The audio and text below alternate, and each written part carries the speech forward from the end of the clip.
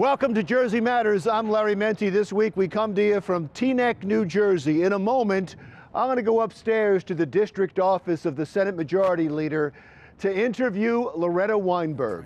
Also on today's show, we talk to two law enforcement officials in the wake of Parkland. What are they doing to keep New Jersey schools safer?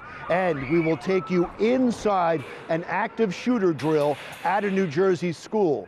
Also, let's not forget we are in the middle of a flu epidemic that's affected 20,000 people in New Jersey. We'll show you some easy ways to lessen your chances of getting the flu. And now we go inside to interview Senate Majority Leader Loretta Weinberg. Thank you so much for doing this today. Thank you. In reading about you, as I was getting ready to interview you, you were called the godmother of the progressive movement. And the progressive movement over the last 10 years has taken a beating up until the last year. And now it seems to have a resurgence. What is the progressive movement right now in New Jersey? What is it? Well, New Jersey has always been a progressive state. But we had this, I don't know, you could call it an aberration over the last 8 years of having a Republican governor and a Democratic legislature. A Republican governor who, when he decided to run for president, became much more conservative than the people he was governing. So I think the tension of the last 8 years over moving ahead on some of our progressive values, like women's, pardon me, like funding for women's health, became an issue here. And now with a new governor, with Phil Murphy, with a governor who I think actually represents the people he's governing, we are seeing a great movement to get a lot of these issues of the last 8 years passed and into law. And is that what a lot of it is right now, both undoing some of the things that were done in the last 8 years and or moving forward with many of the things that were blocked? I think it's moving forward with many of the things that were blocked. I think the fact that Governor Murphy chose the refunding of women's health as the first bill he was going to sign was a message to the people of New Jersey. We are ready now to move ahead with dealing with our economy, dealing with our taxes, which really are the overarching issues, as well as the progressive issues of women's health, of pay equity, of earned sick leave, issues like that. Every time you hear there's a progressive movement, they think, oh no, it's going to cost. We're going to have to pay more money. And the state is already strapped. Do you need new revenue streams? Sure we do. We need new revenue streams, and we need to hold down the cost of government. We need to do things like cap outrageous sick leave payments to police chiefs and town managers and school superintendents who walk out of their jobs with literally hundreds of thousands of dollars in sick leave payments. Exactly. What about what Phil Murphy ran on, the Millionaires tax? That seems like it's stalled now, and that's much because of your colleague, the Senate President. Well, I think because he viewed what has taken place in Washington with so-called tax reform that is so difficult for the residents of New Jersey that it's something we have to take a look at. You know what? We have to represent the people of New Jersey, and we have a lot of important things to do. This state is not in good condition. Governor Murphy didn't inherit either an economy, a budget, or anything else in good shape. So we've got a lot of rebuilding to do, and they're going to find common ground. Let's talk about some specific issues. I guess your current issue right now, especially with the flu epidemic, is paid sick leave for everybody. Yes. We did a press conference yesterday to talk about earned sick leave, because it's not only the progressive family values that we want to represent, but it's really about the health of the people of New Jersey. We had ER nurses, people from the New Jersey health professional and allied employees there who were talking about the flu epidemic and people saying, listen, the day I got sick, I didn't stay home because I couldn't afford to lose a day's pay. So this is a health problem as well. So this is a health problem. And there is a belief on the part of healthcare advocates that had we had some earned sick leave here, we would not have seen the huge epidemic that we have seen here. What's interesting is you now have the business community at the table with you. Yes. I guess trying to mitigate some of the cost for them. We negotiated that the first 100 days you wouldn't be covered by sick leave in order to make sure that high school and college kids who were working in seasonal jobs from, say, Memorial Day to Labor Day are not covered under this.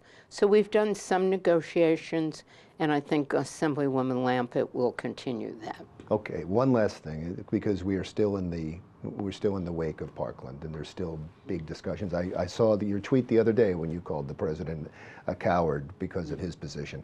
New Jersey has... You follow everything. To be more careful from now on. New Jersey has some of the toughest gun laws in the country. You don't believe they're tough enough? We have tough gun laws, but we can do a lot more. And I think background checks and certainly stemming the flow of illegal guns that come into our state, they know where those guns are coming from. They know the retailers who sell them, our federal officials. Those are the people they should start going after. That's one thing. The whole issue about developing the technology of only an owner can use the gun issue is another one that I have been fighting with the NRA and the Second Amendment folks for more years than I care to speak about. So there is more we can do, and I would like to hear once, just once, from the Second Amendment folks here in New Jersey what it is in gun safety that they are for and that they are willing to stand up and help us fight for. Well, the president recently came out against the bump stocks for legislation for that. That's moving We through. passed that in New Jersey. And that's passing through federally, and for stricter background checks. So that is a move in the right direction, isn't it? Yeah, well, if in fact he gets his legislature to do so.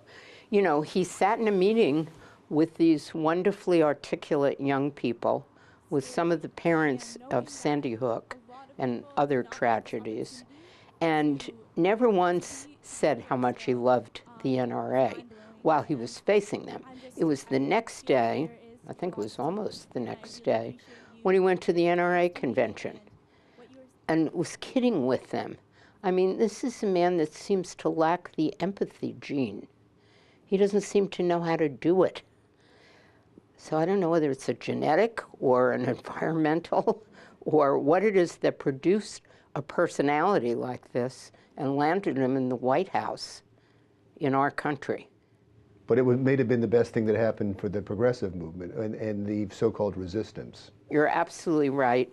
And I said the one gift that Donald Trump has given us is the awakening, particularly of women in our country.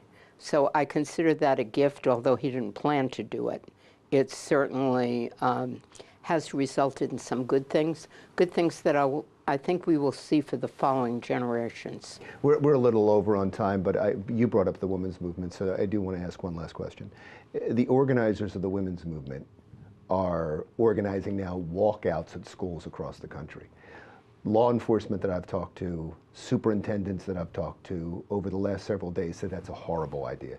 That if you want school safety, telling kids to walk outside for 17 minutes on a given day at a given time is not a great idea. How do you come down on that? We should be able to protect our children and have law enforcement there. We should be able to give them the space to have their voices heard. So I don't think it's a horrible idea. And hopefully law enforcement will be appropriately deployed to make sure these kids are safe and that it's done in a safe and supervised manner. You know, back in Sandy Hook, and I've described this feeling, so my grandkids were that much younger, and I happened to have driven them to school one day, not long after Sandy Hook, and I sat in my car, and I watched those then two little ones running into the playground with their backpacks, and I got this horrendous feeling in my heart.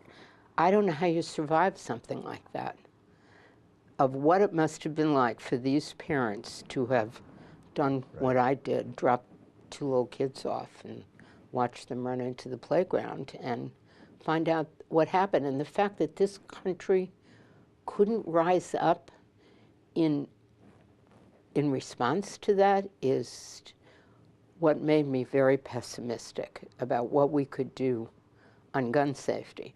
And these young people's voices are the first thing that has given me a sense of optimism about this. And I say that as somebody who's been involved in this for 15 or 20 years. This is the first time, honestly, that I feel a little optimism, and it's because of them. Wonderful. Thank you so much. I appreciate your time. Thanks. Senate Majority Leader Loretta Weinberg. Jersey Matters continues right after this. Still to come on Jersey Matters, a teacher says he'll be there to protect the kids, and he gets suspended.